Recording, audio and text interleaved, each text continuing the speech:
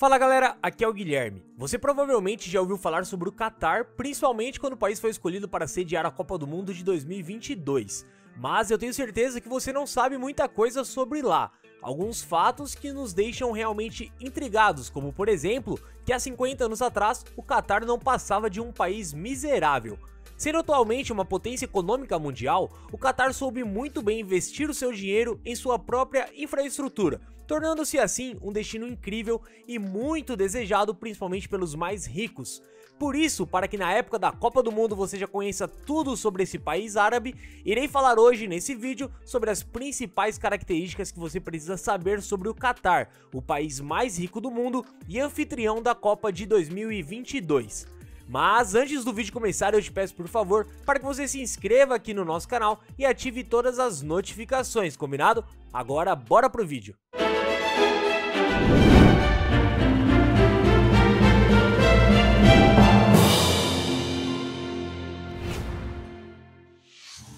Vamos começar conhecendo um pouco mais sobre o Catar.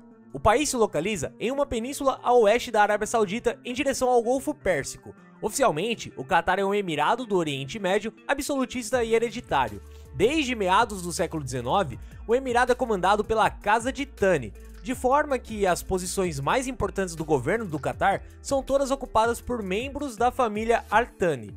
Até 1940, o Catar era principalmente povoado por pescadores, criadores de pérolas e também criadores de camelos. Foi apenas em 1971 que o Catar tornou-se independente, finalizando seus dias como protetorado britânico. E após tornar-se independente, a descoberta e exploração do petróleo, que é abundante na região, tornou o país um dos mais ricos do Oriente Médio. E atualmente, o governo investe o dinheiro obtido com a comercialização do petróleo em seu futuro para quando as jazidas de gás e óleo se esgotarem. O objetivo do Catar é tornar-se um polo cultural, assim como seus vizinhos. E esse percurso iniciou-se em 1966, quando o governo inaugurou a sede de TV Al Jazeera, a maior rede do mundo árabe. Assim começou a transmitir todos os programas em árabe e inglês. Dessa forma, a capital do Catar, que é Doha, também tornou-se uma das mais movimentadas do mundo.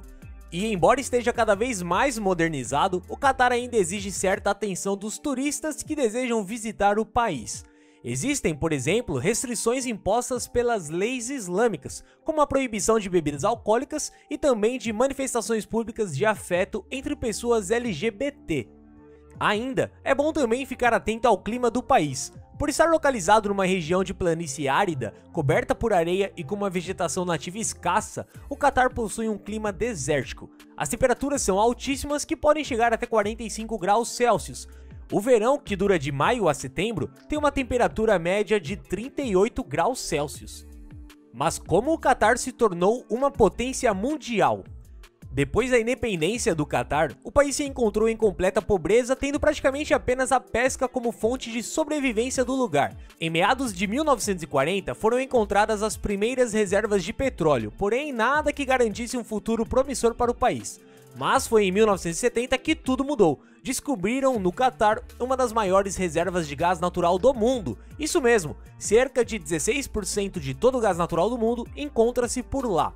Mas se você acha que o gás natural foi o responsável pelo sucesso econômico do país, bom, não é meio assim, pois esse gás não era nada lucrativo para o Catar, já que a única forma de transportá-los era por meio de tubos de gás, o que era um investimento extremamente caro para a época.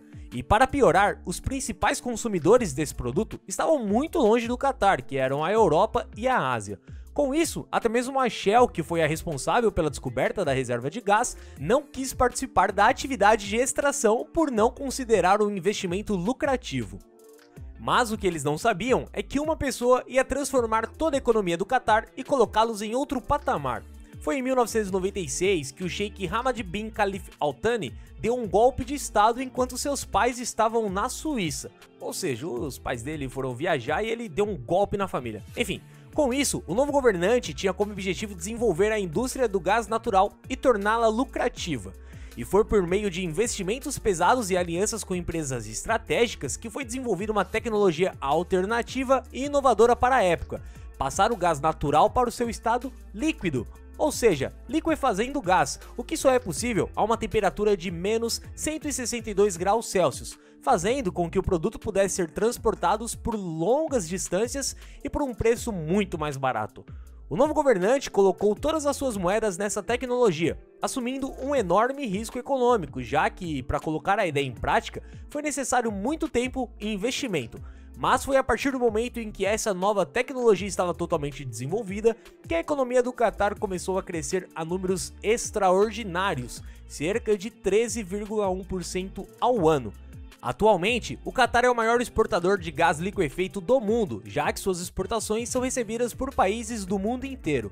O país desenvolveu tão bem essa tecnologia que atualmente o custo para a produção desse material chega a ser até 6 vezes menor do que a dos Estados Unidos, o que faz com que eles tenham uma produtividade enorme.